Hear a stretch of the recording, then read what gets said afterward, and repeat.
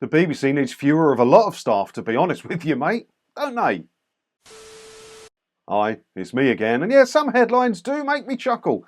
And the whole thing with the cuts for BBC News, BBC Local Radio and all this is still going round in the papers, and it stirred up this headline, which made me chuckle a little bit. Have a look. BBC needs fewer news presenters, says Director General. BBC needs fewer of all staff. They don't need half it. They've got 6 orchestras. Why do you need 6 orchestras? They now appointed a head of orchestras. Why do you need that? You shouldn't have the orchestras in the first place. They're sacking off loads of local radio things and amalgamating it and making it worse for many licence fee payers. And then they bring in 7 new assistant local commissioners that they've never had before, when this could have all been done in local radio stations anyway and given them a job to do which gives you better value. The BBC needs to sort itself out. Some of the stuff they're spending money on shocks me. I mean, I've got one sitting here for the next video about how much money they were spending in Scotland on jazz music. What's that about? What's that? Well, anyway, what's this story about? Let's have a look. Appearing before the Public Accounts Committee in Westminster, Mr Davie, the Director General, said, "It's obviously sad when people decide to take voluntary redundancy and leave, but you need less presenters and I think that is appropriate. Sorry to be blunt, but we're in a position where we're going to make changes. Some people will leave the BBC, some people will stay." So this all comes from where they're amalgamating the news channels. They're changing how BBC News works, and they're making long-standing presenters of BBC News that have done like BBC 1 o'clock news on BBC 1 and stuff, right? Screen test. They're making them screen test to keep the job. Like they don't have enough footage of them doing their job in the first place. They've got to make them screen test for it. It's absolutely ridiculous. I made a video about it. Go have a look on the channel. Absolutely ridiculous. And some of them have thought, sod this, I'm going to take voluntary redundancy. And a couple of them have now. Where are we?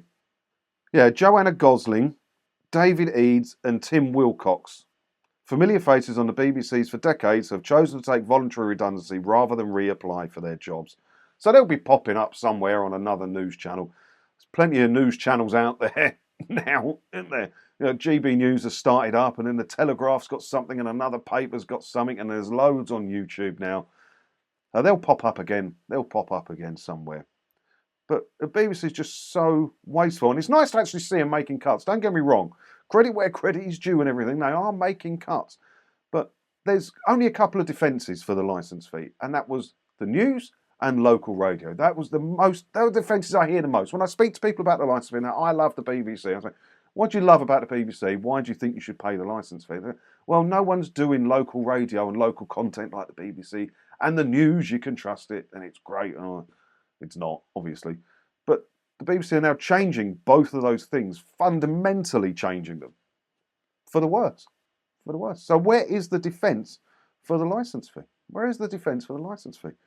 But it is nice to see cuts anyway, let's face it. Mr Davie said that having 2 separate news channels was inefficient. There is a degree of management inefficiency, in my view, and it's not right. No one in the world is running completely separate operations in this way. The new single channel will launch in April. Yeah, that's right. You just heard the boss of the BBC say that something in the BBC was inefficient. So his eyes are obviously open. So if he can do this to the news, why can't he fix the inefficiencies through the rest of the organisation? The inefficiencies they have is ridiculous. The buildings and the staff and the sub-companies. If he is genuinely going to go through everything one by one and get it sorted out, then fair enough. But I just don't see it. The BBC is inefficient to its very core. That's why they need 3.7 billion quid a year and still can't make that stretch. Bloody BBC. A source told Deadline, the industry website, that around 15 presenters are interviewing for 6 positions. People are incandescent. It's humiliating. You feel like you're 21 again and applying for your first job at the BBC, the source said. The new positions will reportedly be on a higher pay grade, meaning presenters could earn up to 230 grand a year. Still seems like a fair wage to me, that one, don't it? So they're going to have 6 positions. That won't last. There'll be more than 6 presenters required, won't there?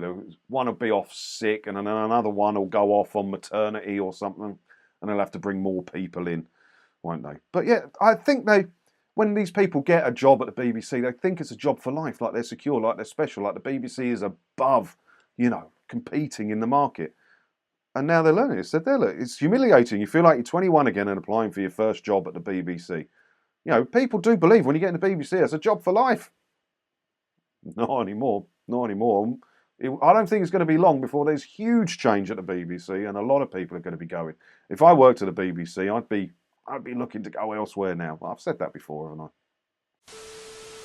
What do you think about all this then? Do let me know in the comments below, because they're changing the news a lot, and most of it is not going to be news as you would recognise it in the studio. It's going to be a webcam in a Radio 2 studio, and then some of it's going to be from Washington at night and then over to Singapore every night.